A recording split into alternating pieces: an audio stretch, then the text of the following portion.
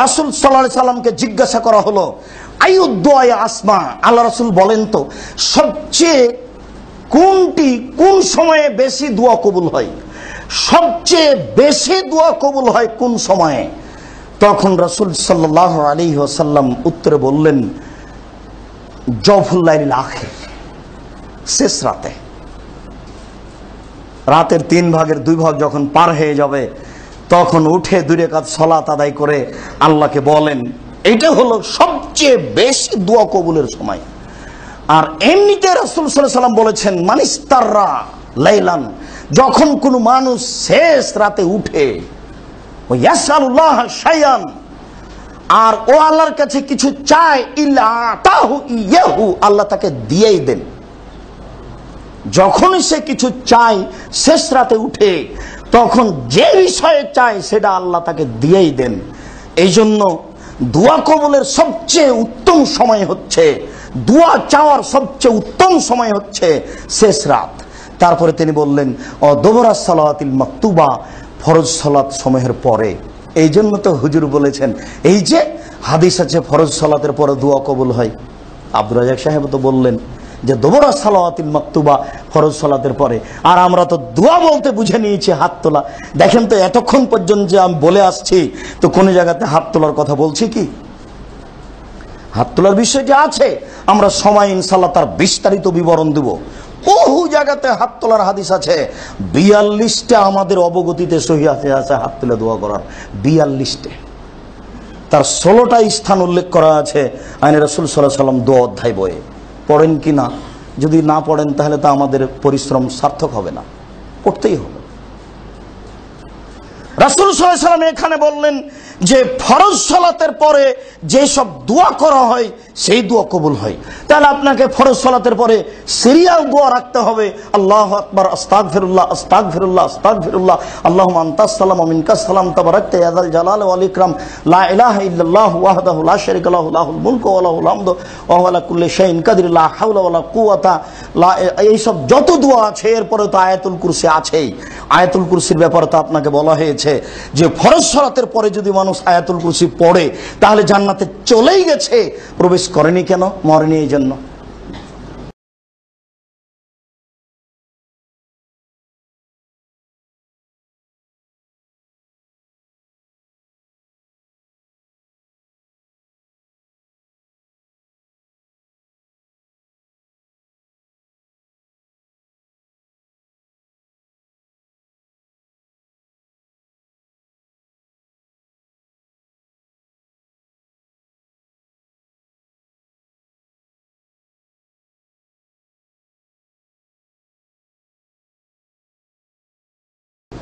মরলেই যাবে, তাহলে আপনি এই সুযোগটা দিন রাত ছেড়ে দিবেন কেন? আপনার অলসতাটা কোথায়? যখন শরীরে অলসতা আসবে তখন আপনি টিকতে পারবেন না। আব্দুল্লাহ ইবনে আব্বাস রাদিয়াল্লাহু তাআলা আনহু বলেন, রাসূল সাল্লাল্লাহু আলাইহি ওয়াসাল্লাম বলেছেন, নেয়ামাতান, আল্লাহর পক্ষ থেকে 2টি অনুগ্রহ রয়েছে, মাকবুলান কাসীরুম মিনান নাস, বহু মানুষই তাকে ভুল বুঝেছে। আল্লাহর পক্ষ থেকে মানুষের উপরে 2টি দয়া আছে, মানুষ দয়া 2টিকে ভুল বুঝেছে। আল্লাহর পক্ষ থেকে মানুষের উপরে 2টি দয়া রয়েছে, দয়া 2টিকে মানুষ ভুল বুঝেছে। তার একটি দয়া হচ্ছে সাহাত, শরীরের সুস্থতা। শরীরের সুস্থতা কত বড় দয়া, যে চলতে পারে না তাকে জিজ্ঞাসা করলে বোঝা যাবে। যে হাত পা নড়াতে পারে না তাকে জিজ্ঞাসা করলে বোঝা যাবে। ওকে এখন দোয়া করতে বলেন তো দিন রাত। তাহলে শরীরের সুস্থতা আল্লাহর কত বড় দয়া। আমি আল্লাহ দিয়েছিলাম যে তুমি এখন একটু জিকির আজকার করো, তাতে তো তুমি দোকানে আড্ডা পিটে টিভি দেখে কাটিয়েছো, এখন বেকায়দায় পড়ে আমাকে কি বলতে চাচ্ছ? সাহাত অল ফারাক, অবসর। সকাল 10টায় দোকান খুলেছো, ব্যবসাখানা রাত 10টায় বন্ধ করেছো। তো এই যে রাত 10টা থেকে নিয়ে আবার সকাল 10টা পর্যন্ত তুমি অবসর থাকলে, তাহলে কি তুমি সব সময় অশ্লীল কথা নিয়ে বা স্ত্রী নিয়ে আর টিভি নিয়ে বসে থাকবে? এই কি এর ফাঁকে কি তুমি আমার জন্য একটু সময় বের করবে না? মনে রেখো, আমার জন্য একটু সময় বের যদি না করো তাহলে আমলাও ইয়াদাকা জ্ঞানান, আমি আমলাও ইয়াদাকা সগলান, তোমার হাতকে আমি ব্যস্ততা দিয়ে পূর্ণ করে দেব। ওলামা শুদ্ধ ফাঁক রাখ, তোমার দারিদ্রতা বন্ধ করবো না। কোটি টাকা হলেও তুমি ভিক্ষু, আমি এটা করবই। তাফাল, যদি এমনটা না করো, আমার জন্য যদি একটু একটু সময় বের করো, তাহলে আমি দুইটা কাজ করব। আমরা ইয়াদাকা গেলাম, তোমার হাতকে আমি টাকা দিয়ে পূর্ণ করে দেবো। 10 টাকাতে তুমি মনে করবে আমি 10 কোটি টাকার মালিক, এটা আমি তোমার মনে করে দিব। অশুদ্ধ ফাকরাক, তোমার দারিদ্রতা বন্ধ করে দেব। তুমি তখন 10 টাকাকে 10 কোটি টাকা ভাববে, তখন তোমার চিন্তা থাকবে না। দেনদার তখন তুমি বলতে পারবে সুবহানাল্লাহ, আলহামদুলিল্লাহ, আমাকে ফাঁকি দিও না। আমাকে ফাঁকি দিলে আমি বুঝতে পারি আমি ফাঁকি, তোমাকে যথাযথ উত্তর দিয়ে ছাড়বো। আবু হুরায়রা রাদিয়াল্লাহু তাআলা আনহু বলেন, রাসূল সাল্লাল্লাহু আলাইহি ওয়াসাল্লাম বলেছেন, আলা সাবধান থাকো, ইনি নহিত আরাকলাল কোরআন আর রাকেনাও সাজেদান, আমাকে রুকু এবং সিজদায় কোরআন মাজিদ পড়তে নিষেধ করা হয়েছে। সাবধান থাকো তোমরা, আমাকে রুকু এবং সিজদায় কোরআন মাজিদ পড়তে নিষেধ করা হয়েছে। ফামার রুকু ও ফাযমু ফিহা রাব্বা, তোমরা রুকুতে আল্লাহর বড়ত্ব বর্ণনা করো। রুকুতে বলো যে আল্লাহ বড়। কি বলবেন তাহলে? সুবহান রাব্বিয়াল আযীম, ওই আল্লাহর পবিত্রতা বর্ণনা করছি যে আল্লাহ মহান বড়। তাহলে কি বলবেন? তাহলে বলেন সুবহানাকা আল্লাহুম্মা রাব্বানা ওয়া বিহামদিকা আল্লাহুম্মা গফিরলি, হে আল্লাহ, তোমার পবিত্রতা সহকারে, তোমার প্রশংসা সহকারে তোমার পবিত্রতা বর্ণনা করি, তুমি আমাকে মাফ করো।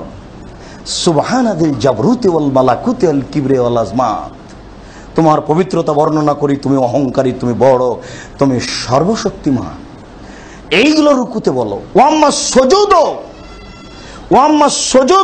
ফাকসিরু ওয়াম্মা সুজুদ ফাজতাহিদু ফাকামিনু ইস্তাজাবা লাকুম, থাকলো সিজদা, সেখানে বেশি বেশি দোয়া করো, শোভনীয় যে এখানে দোয়া কবুল হবে। থাকলো সিজদা, তো সিজদায় বেশি বেশি দোয়া করো, শোভনীয় যে এখানে দোয়া কবুল হবে। আবু হুরায়রা রাদিয়াল্লাহু তাআলা আনহু বলেন, রাসূল সাল্লাল্লাহু আলাইহি সাল্লাম বলেছেন,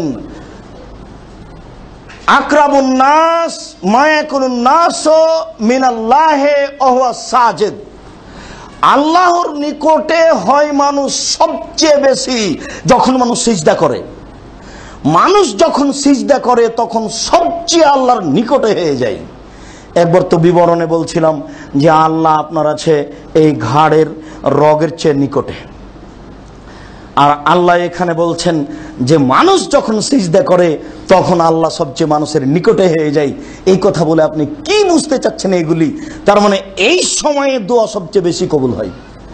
এই জন্য তো হাজারো মানুষ পৃথিবীতে যারা এখিরুন আলিল আযকান, যখনই আল্লাহকে ভয় করে তখনই তারা মাটিতে লুটিয়ে পড়ে, কান্নাকাটি করে, এবং তাদের কান্নাকাটির শব্দ তাদের ভীতিকে ভিতরে আরো বেশি সঞ্চার করে দেয়।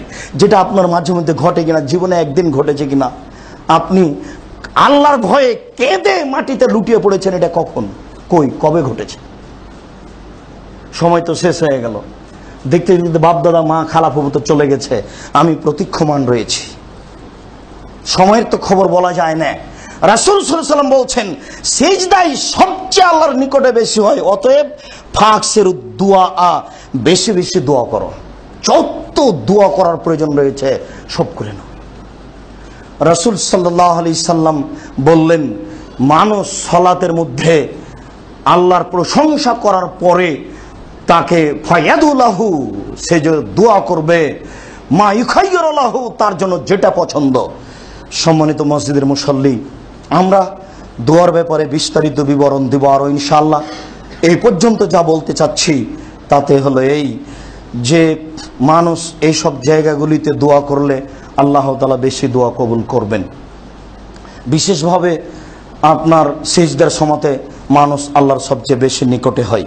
এখানে একটি কথা উল্লেখ থাকে যে রুকুতে কোরআন মাজিদ পড়া নিষেধ, সিজদায় কোরআন মাজিদ পড়া নিষেধ। তাহলে সিজদায় আপনি কোরআন মাজিদের আয়াত ছাড়া আপনি হাদিসের দোয়াগুলি পড়ুন। তবে রব্বানা আতিনা ফিদ দুনিয়া হাসানাতাও ওয়া ফিল আখিরাতি হাসানাতাও ওয়া কিনা আযাবান্নার, এটি কোরআন মাজিদের আয়াত। হাদিসে যখন এই দোয়াটি এসেছে তখন এই দোয়ার পূর্বে আল্লাহুম্মা লাগিয়ে দেওয়া হয়েছে। যখন আপনি বলবেন আল্লাহুম্মা রব্বানা আতিনা ফিদ দুনিয়া হাসানাতাও ওয়া ফিল আখিরাতি হাসানাতাও ওয়া কিনা আযাবান্নার, তখন এটার কোরআন মাজিদের আয়াত থাকবে না।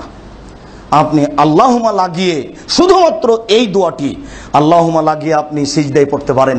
এছাড়া যত দোয়া আপনার মুখস্থ আছে হাদিস থেকে সব আপনি সিজদায় পড়েন।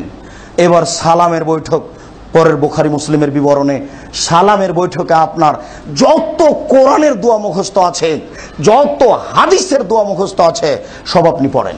রব্বির হামহুমা কামা রাব্বায়ানি সাগীরা, রব্বিক ফিরলি ওয়ালে দাই ওয়ালে মান দাখালা বাইতে মুমিনুন ওয়াল মুমিনিন ওয়াল মুমিনাত, আর আল্লাহ মাগফিরনি বিহালালিক না হারামিক, যত দোয়া আছে। আবু হুরায়রা রাদিয়াল্লাহু তাআলা আনহু বলেন, রাসূল সাল্লাল্লাহু আলাইহি সাল্লাম বলেছেন, খায়রুদ দুআয়ে দুআয়ে ইয়াউমে আরাফা, সবচেয়ে উত্তম দোয়া হচ্ছে আরাফার দিনের দোয়া। ওয়া খায়রু মা কুলতু ওয়া আল আমবিয়া মিন কাবলি, সবচেয়ে উত্তম দোয়া যেটা আমি বলেছি, সবচেয়ে উত্তম দোয়া যেটা আমার পূর্বে পৃথিবীর সকল নবী বলেছেন, লা ইলাহা ইল্লাল্লাহু ওয়াহদাহু লা শারীকা লাহু লাহুল মুলকু ওয়া লাহুল হামদু ওয়া হুয়া আলা কুল্লি শাইইন কাদির। দিন রাত বলুন, আল্লাহ রাসূল এটা আরাফার সাথে খাস করে দেননি। তবে যারা হজ যাত্রী তারা আরাফার মাঠে সারা দিন এটা বলবে। যদি আরাফার মাঠে খাওয়ার পানি, খাদ্য আর পানিতে একেবারে মাঠ ঘাট ভর্তি, যেই দিকে যাচ্ছে সবাই দেখছি যে কে এক বোঝা মাঠা নিয়ে আসছে, কেউ পানি নিয়ে আসছে, কেউ খাওয়ার নিয়ে আসছে। এত খাওয়া হলে কে আল্লাহকে ডাকবে? আর দিন যত যাবে তত কান্নাকাটি করতে হবে। সূর্য ডুবার পূর্বে হাত তুলে দোয়া করতে হবে দীর্ঘ সময় ধরে। সব বন্ধ। বলছিলাম সম্মানিত মসজিদের মুসল্লি, খায়রুদ দুআয়ে দুআয়ে ইয়াউমে আরাফা, আরাফার মাঠের দোয়া হচ্ছে সবচেয়ে দামি দোয়া। ওয়া খায়রু মা কুলতু আনা, সবচেয়ে উত্তম দোয়া যেটা আমি বলেছি।